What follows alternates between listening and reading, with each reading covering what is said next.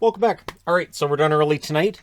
Some interesting results, and of course, starting off with my favorite game of the year. Well, one of them.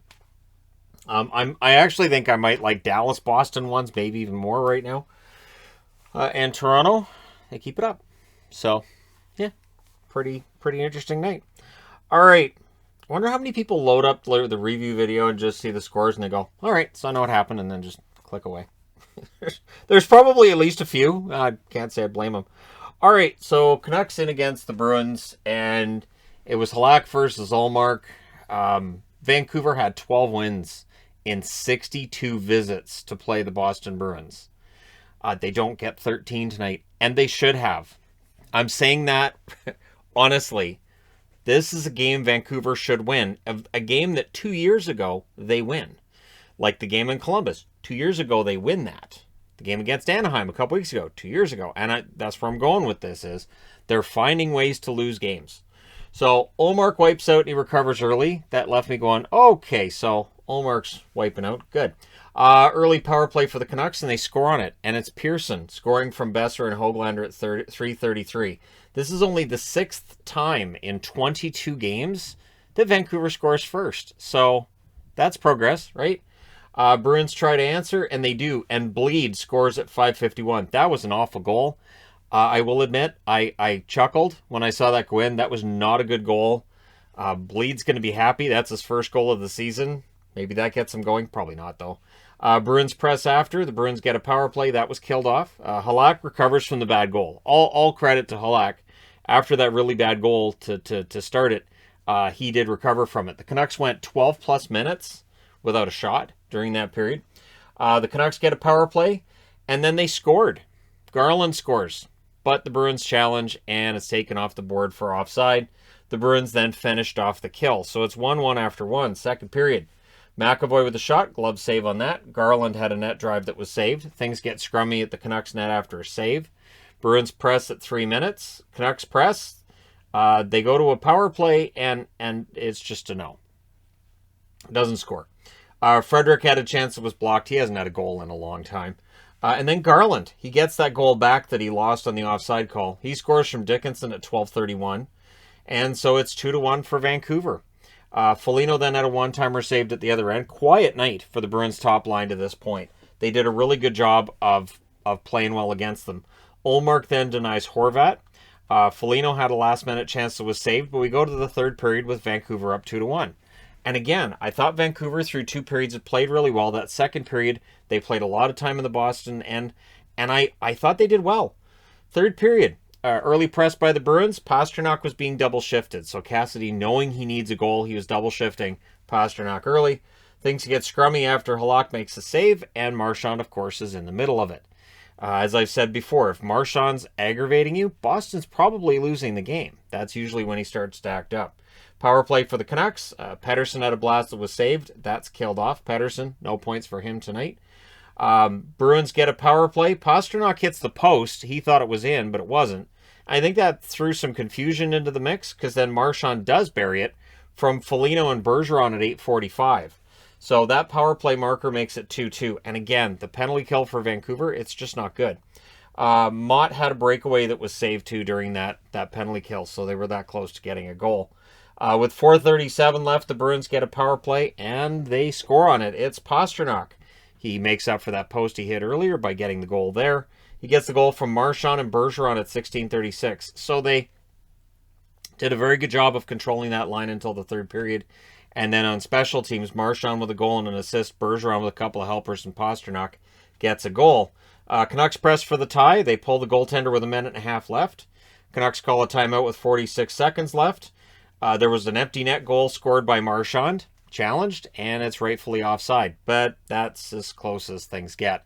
Your final score is 3-2 for Boston. They go to 11-7. Not a convincing victory by Boston. Nope.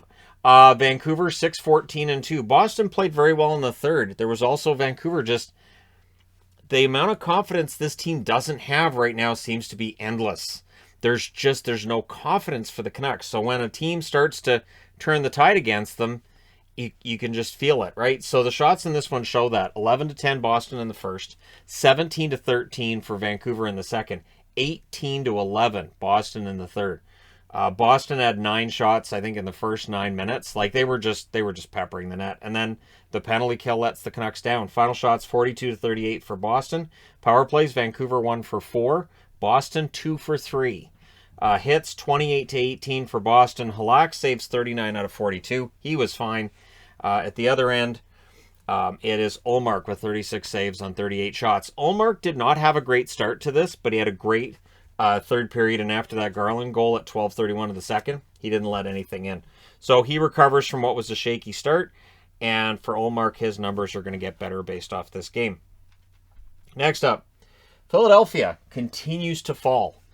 This is now a precipitous fall for Philadelphia. For New Jersey, they take advantage of a team that is also clearly fighting it. There's definitely some confidence issues. This one's not on Jones. It's Jones against Blackwood, but they're not getting those magnificent saves from Jones in this one that they were getting in other games. So there was a crossbar, and then the next attempt goes in for New Jersey at 5:07. It's Hamilton from Johnson and Bratt. So I will say this, since going from Johnson to Johnson, he has been on a tear.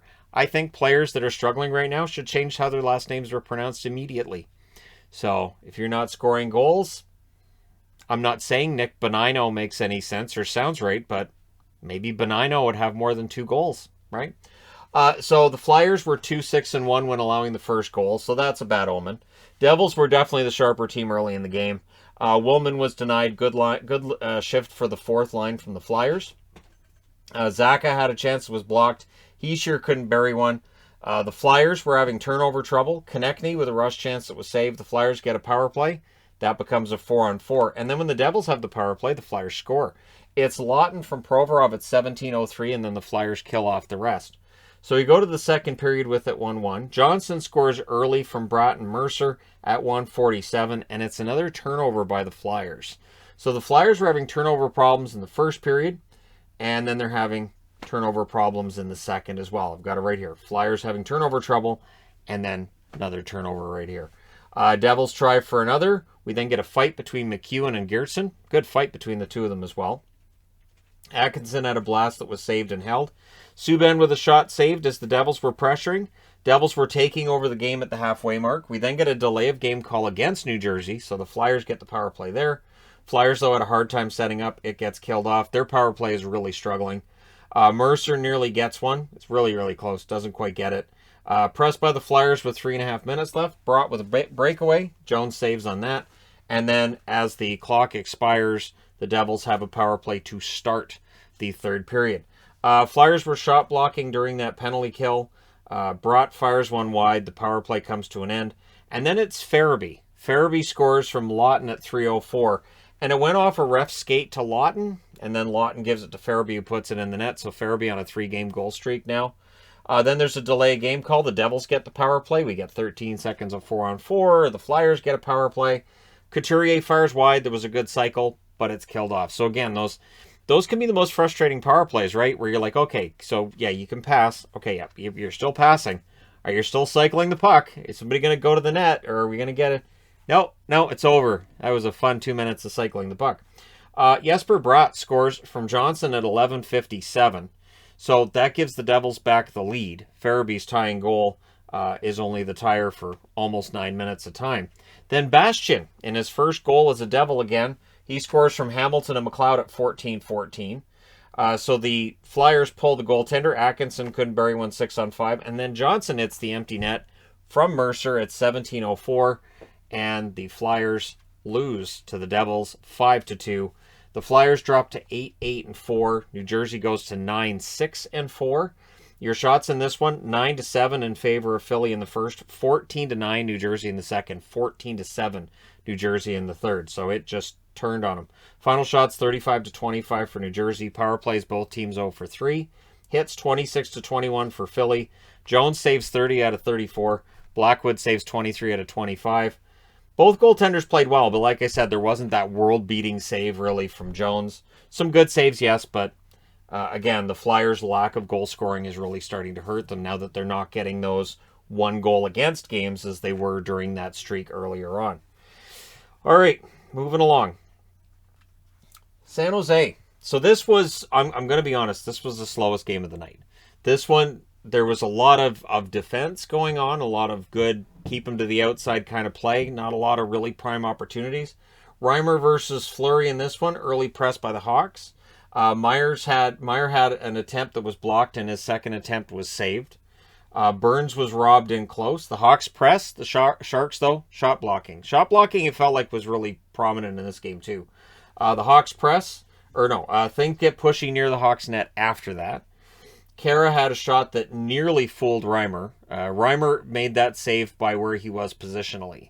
One of those positional saves that after you go, yeah, I was in the right spot. I didn't quite know where it was, but we're good. So a power play for the Sharks. That's unsuccessful. Hagel had a tip that just misses wide. A strong second half of the period for Chicago. They were way ahead in shots, but it's scoreless after one. Second period. Fleury, huge save in the first minute of that period. The shots are 5-1 in favor of San Jose at 2.5 minutes. So San Jose came out and it was just waves, right? Hagel then nearly gets one. The next chance for Hagel was saved. Cogliano fires one wide at the other end. Both goaltenders making saves, as well as McCabe. Nice save by McCabe during this game. Carlson had a net drive that was saved, and Meyer's rebound wouldn't go in either. But then Meyer ends up scoring from Balcers and Couture at 13:39. I thought that was Balcers' goal at first, but Meyer gets the goal. The Hawks get a power play, and it's unsuccessful. Not a lot of power plays in this game, and in the end, there were no power play goals in the game either. So, third period, line juggling going on by the Hawks as they're seeking a goal down 1-0. Pressed by the Sharks at 2.5 minutes. Hardman with a net feed. That went into Hawks' feet, though. So it's just nobody could get it on their stick. And Hardman took a really tough check into the boards, too, and so it was nice to see him come back into the game later on. McCabe misses one wide. The Sharks were pinned down. Just the Hawks could not finish it. Power play for Chicago. That was a no. Borgstrom is robbed in close. At the half, the shots are only 4-1 for Chicago.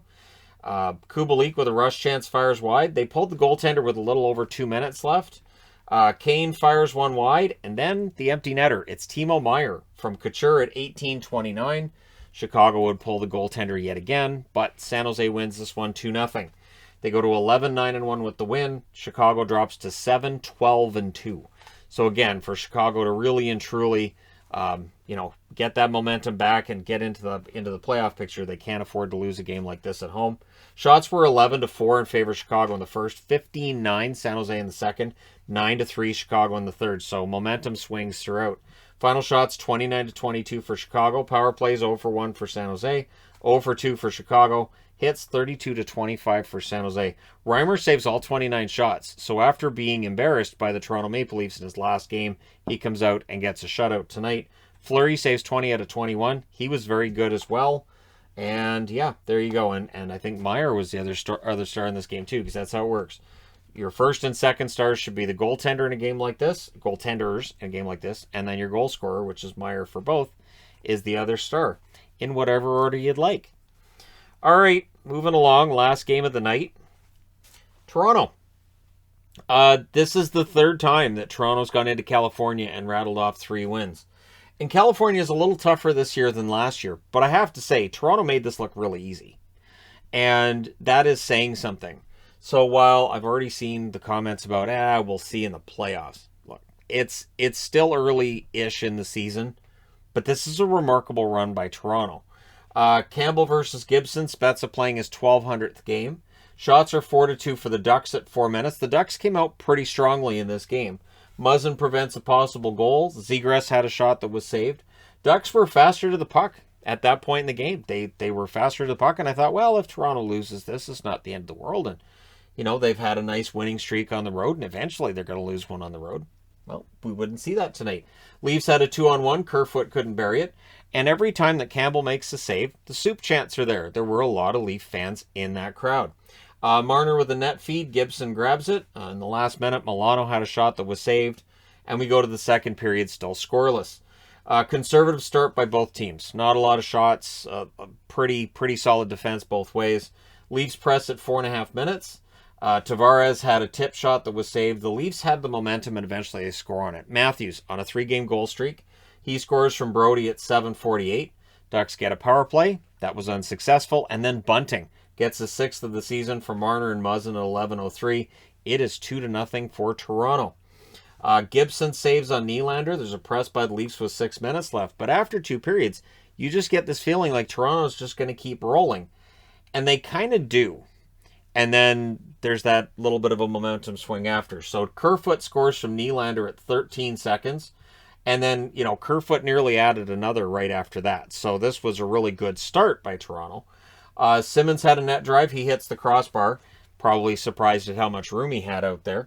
The Leafs go to the power play. Nylander had a rush chance that was saved. There's a shorthanded chance for Grant. They did kill off that power play. Milano whiffs on one. Zegras had the next chance during that same press. That was saved. And then Lindholm breaks the shutout at 7:26 from Getzlaf. And it's odd, but Hampus Lindholm right on the doorstep in front of the net, where you'd expect the defenseman to be. He puts it in. So that makes it 3-1. And then the momentum had shifted.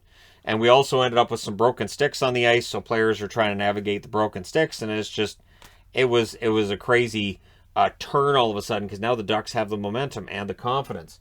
Heavy pressure by them with 9 minutes left. Simmons, the other way, has a slapper that's saved. Both teams getting chances in the final 5 minutes. Anaheim having to open up the game because they're behind by 2. Goaltender gets pulled with 3.5 minutes left, and Toronto scores. It's Nylander into the empty net from Kerfoot at 16:53, and they were both in on the net. Kerfoot made sure it was Nylander's goal, likely as a thank you for Nylander feeding him the goal in the second period. So it's 4-1. Goalie goes back in, and immediately at 17:08, Simmons makes it 5-1 from Engvall. And in the last minute of this game, really loud "Go Leafs, go" chants. So a lot of Toronto fans or some converts in the crowd in what was an embarrassing 5-1 loss for Anaheim. But what makes it a little less embarrassing for Anaheim, this is the 7th win in a row for Toronto.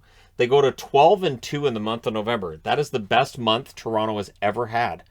12 wins in a month is not a thing for Toronto. And yeah, so they're happy. They go home now on Wednesday. They get to play Colorado, and we'll see how that works out, because Colorado's playing really well too. Shots in this one, 14-10 Anaheim in the first, 10-6 Toronto in the second, 18-11 Anaheim in the third. Final shots 38-31 Anaheim. Power plays, both teams went 0 for 1. Really not a factor tonight. Hits were 18-13 for Anaheim. Campbell saves 37 out of 38. He was fantastic. And Gibson saves 25 out of 29. Rough stats for Gibson. I thought he played well enough, but yeah, Toronto was just the better team tonight. And they just keep rolling. So let me know your thoughts in the comment section below as always. Don't forget to hit like and subscribe if you're browsing your way through. You just happened upon this video. Thank you guys so much for watching, for all your support. I will talk to you again soon.